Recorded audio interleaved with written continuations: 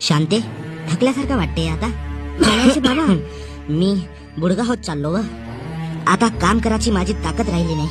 अन आपली परिस्थिती दिवसेंदिवस आपली मजा घेत आहे. शांते, शांताराम भाऊ, पेढे घ्या पेढे. माझा पोरगा बँकेत नोकरीवर लागला.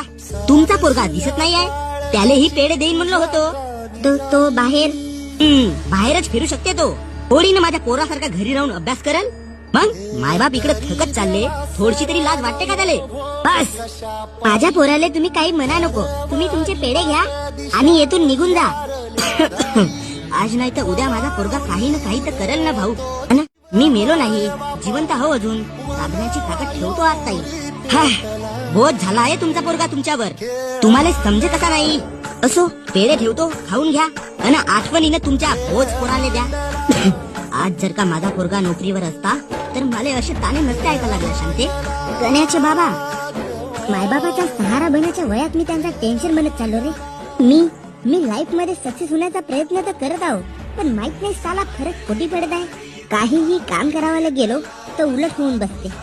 मायबाप थकले रे आता डेंगू. आता त्यांचे कष्ट मला पाहून नाही होत. गण्या भाऊ, तू टेन्शन नको घेऊ रे. सर्व ठीक होईल बघ एक दिवस. शायद तो दिवस मी जगात नसल्यावर येईल. बे गण्या भाऊ.